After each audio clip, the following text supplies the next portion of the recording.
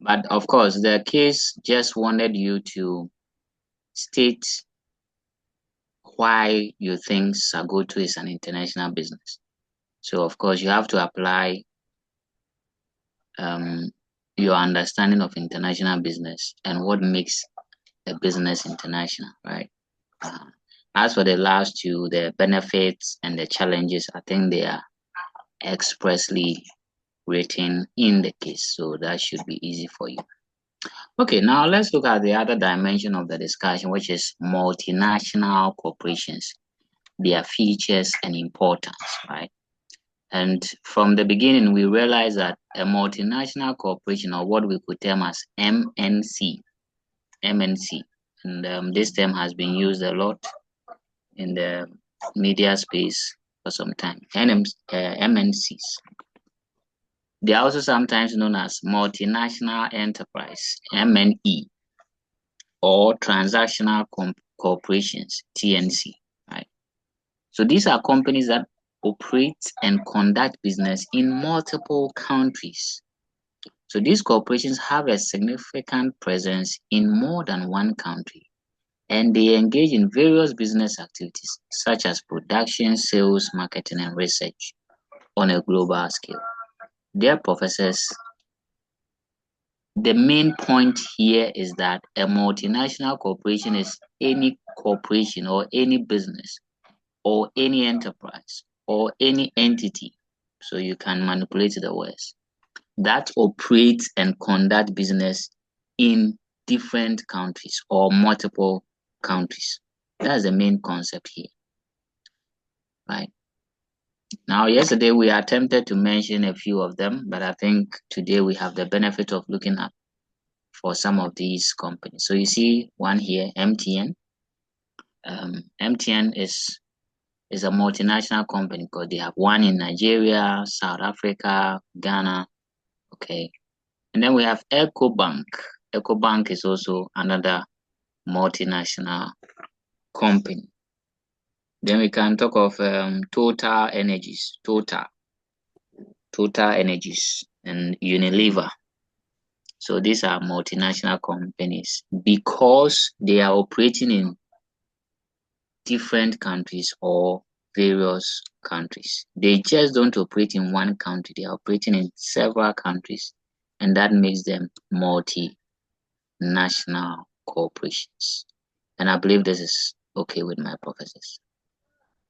So let's look at some of the features of multinational corporations, right? So this is what we're going to do. Each of you will pick one point, you read it, and you explain to us using examples or whatever. Okay. So who is doing number one for me? Prof. Bridget, can you do number one? Global presence.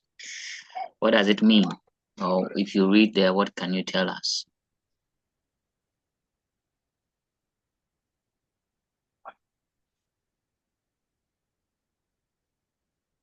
Prof. Bridget.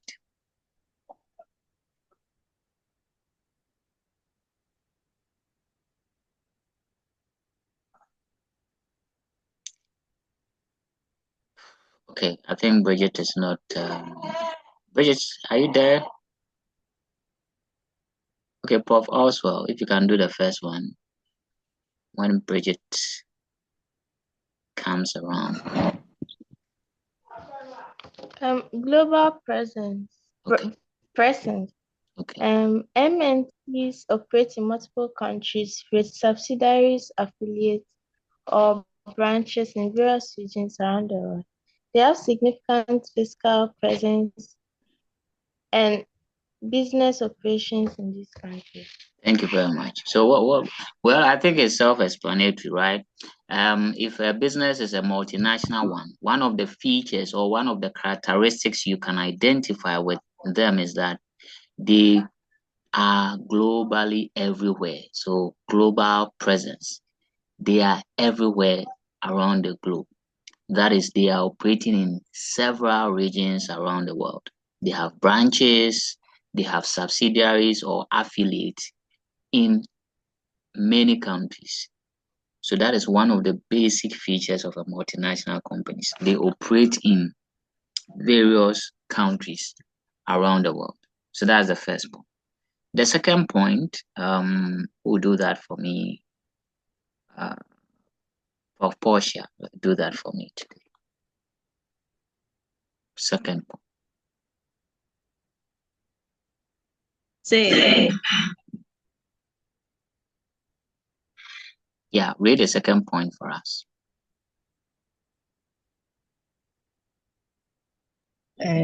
diverse markets. MSC serve diverse markets, reaching customers in different countries with their products or services. They tailor their offerings to suit local preferences and adapt the unique characteristics of each market. Okay. So Portia, how would you explain this point to your dad in case he asks you today what you learned?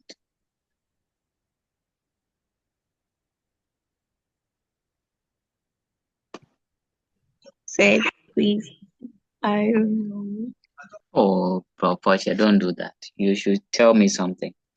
The point is that one of the features of a multinational corporation is one, they serve diverse markets, right? They serve diverse markets. And when you read, I think you should get some meaning out of it. Yes, go ahead, Portia.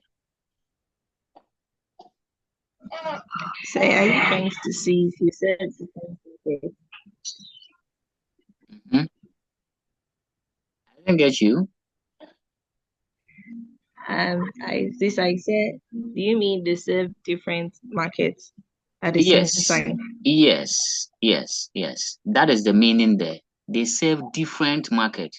Now, why the word different? Different because the taste of Ghanaians is different from the taste of Americans, right? So if you appreciate, you can. I don't know if you have observed, but you realize that sometimes, China, for instance, the goods they export to African countries are not of the same standard as those they export to the European countries. I don't know if you have observed that. I really want to hear you on that one. Has any of you realized the difference in the products that come to Africa and those that go to Europe? Yes, please. Uh-huh. So that is the diverse nature of the markets multinational corporation would have to deal with. And one of the, I don't know if I should say this is a myth or a misconception, but I heard that the Coca-Cola in Ghana and the one in South Africa, the taste is different, and that the one in South Africa is sweeter than the one in Ghana. I don't know if you have heard that. Okay, Prof. Na is giving me a thumbs up. So that is to mean that you see you are dealing with different countries, right? So it makes sense to say that you are dealing with different market or diverse market, because the taste of people in Ghana is not the same as the taste of people in Togo or Nigeria, right? So multinational companies or corporations deal with diverse markets. That's why the point says that they serve diverse market. They reach out to customers in different countries with their product or services. And the key thing they said there is that they tailor their offerings to suit local preferences and adapt to the unique characteristics of each market. Okay. So I hope it's okay with us now. Number three. Yes. Good. Number three. Three. Who is doing that? Prof. Selikem. Selikem. Cross-border trade and investment. Okay. MNCs engage in cross-border trade, importing and exporting goods and services between their home country and other countries. Additionally, they make substantial foreign direct investments, FDIs, to establish and expand their operations in foreign markets. Okay, thank you very much. I think this one too explains itself, but let me cite example. If we compare Antiaraba Chop Bar to KFC, and I ask you, which of these two companies is a multinational company or corporation or business? I'm not sure any of you would choose Antiaraba Chop Bar, because Antiaraba Chop Bar is only in Ghana and does not export the fufu and groundnut soup to any other country apart from Ghana, right? But if we look at KFC, they are widespread. They operate in other countries as well. Okay, so one of the key features, or what would tell you that this corporation is a multinational one, is on the point that they engage in cross-border, right? Cross-border from one country to another, importations and exportation of goods. Okay, and again, they also do some foreign investment, or what we term as FDI, foreign direct investment, just to expand their operations in foreign market. So there's also another feature for us. 4. Of Augustine Akoli, do number 4 for me.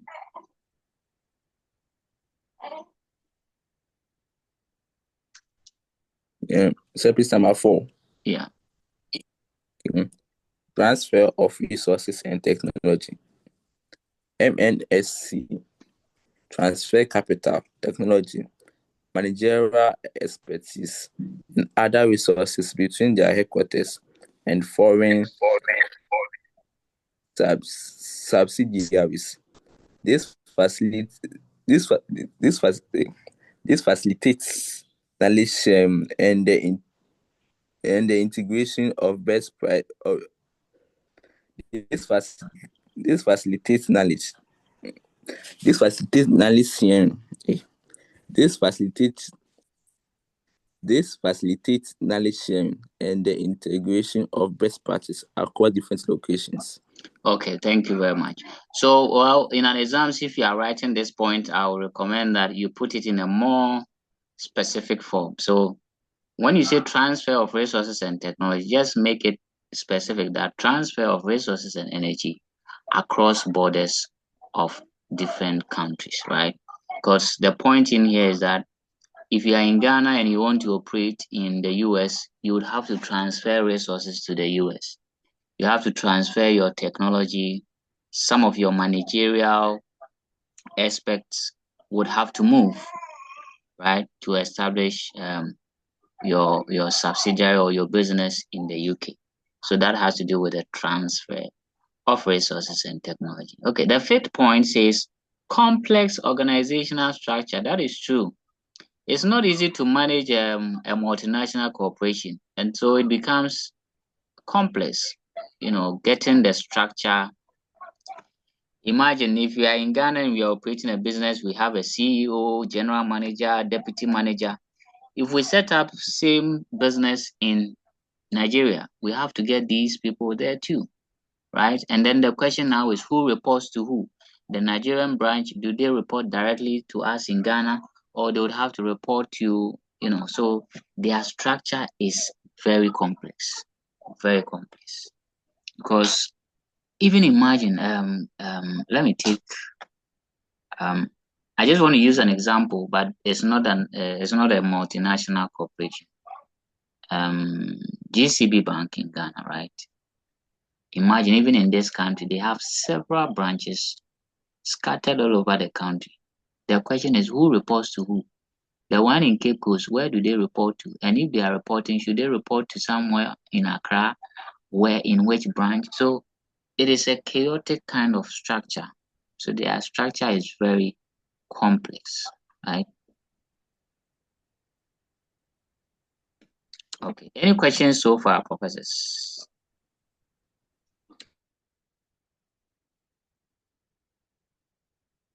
No, please.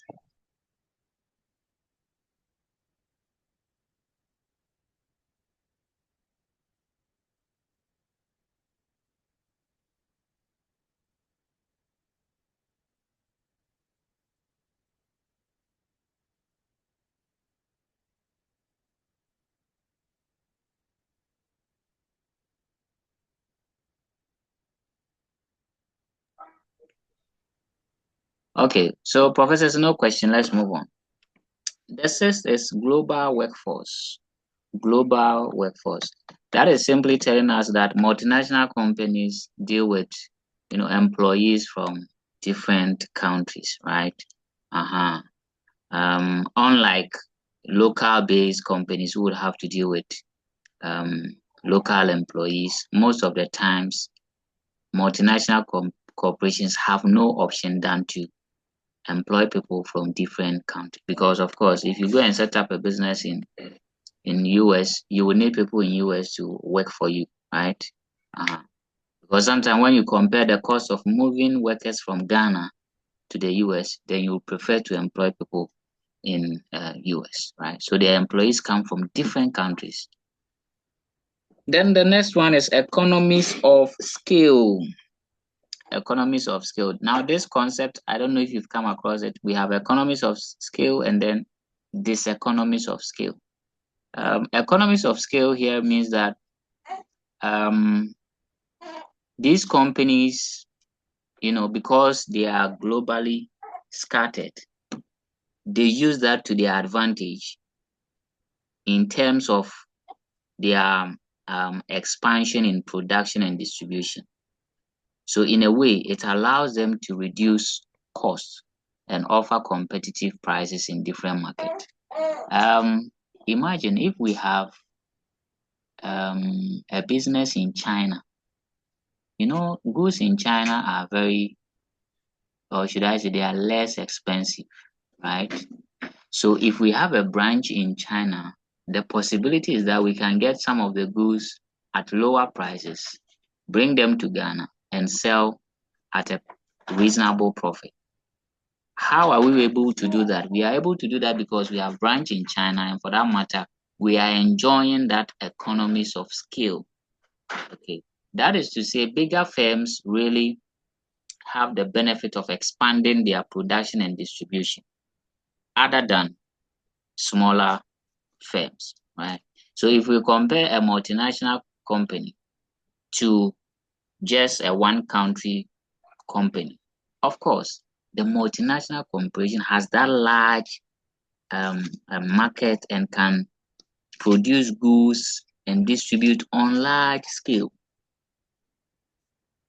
Okay, and this helps them to reduce costs and also offer competitive prices in different markets. So I see a question. Is that a question or please? I don't get it. Prof. Akoli, what don't you get?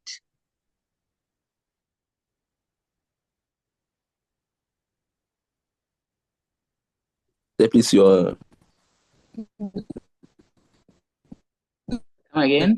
the definition. For which one? The economies of scale. The economies of scale. Okay. Let me take my time. I think I can use examples to make you understand it better. Okay.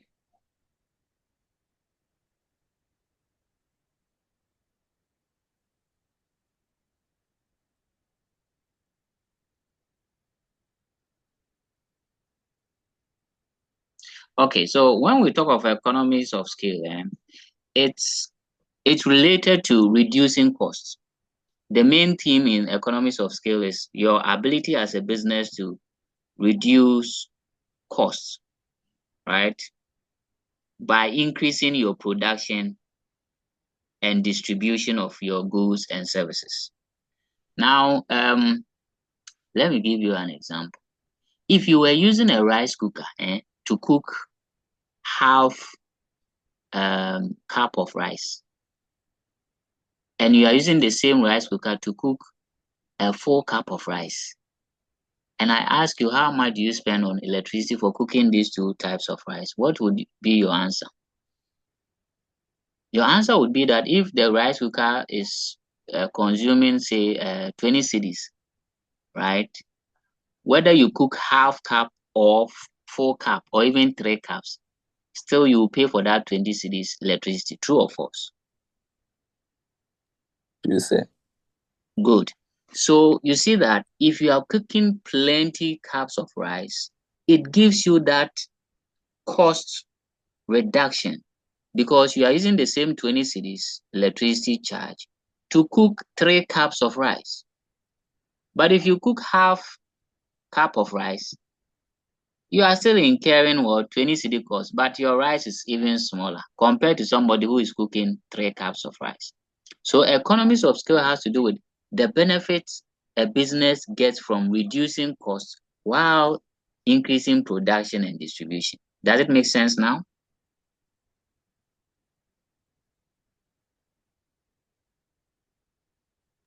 Yes, sir.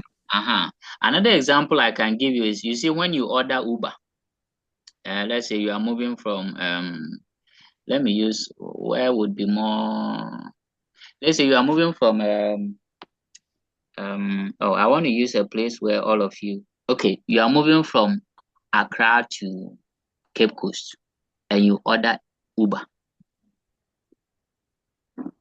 And maybe you are carrying just 1 bag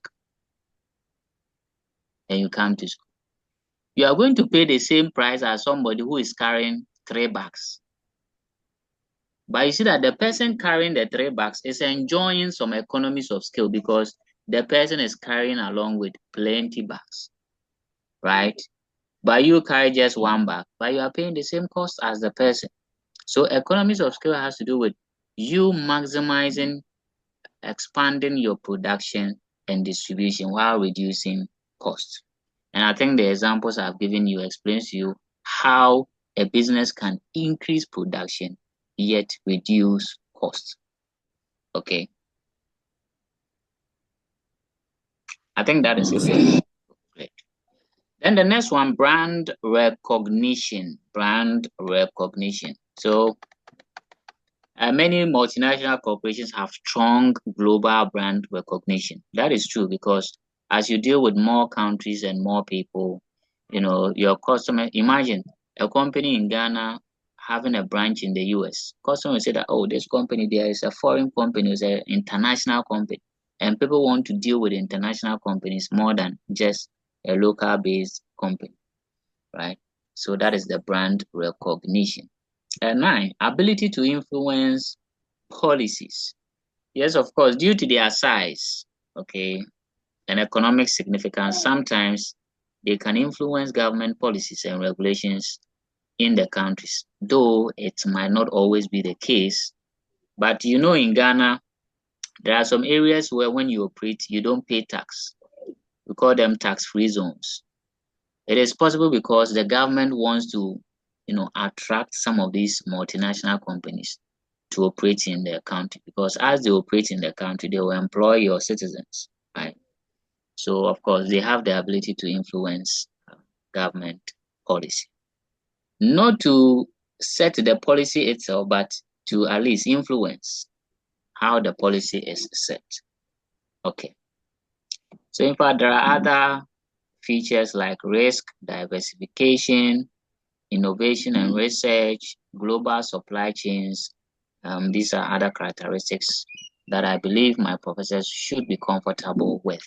Risk diversification means that you're operating in several markets and different.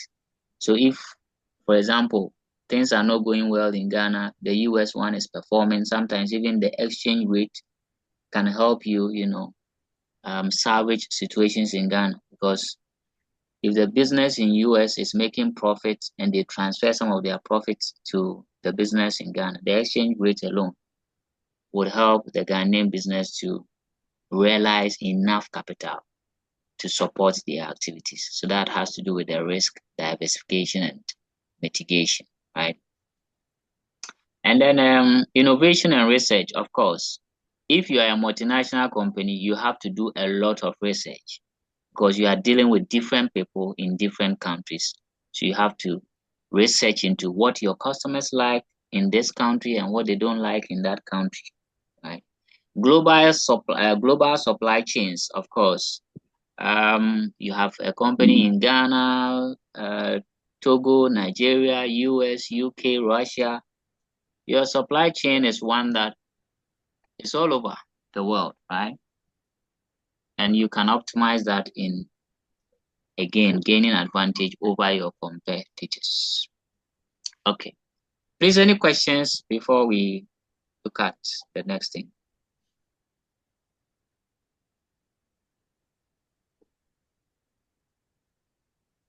No question? Okay, so we'll now move to the importance of multinational corporations. Importance. Why are they important? Importance of multinational corporations. Okay, so we have a lot here. I think we'll pause and we have some 25 minutes to end the class. We'll pause and resume in the last session so that we can finish up our class today. Before that, if there are questions, please, we have 7 minutes to do some small questions and answers before we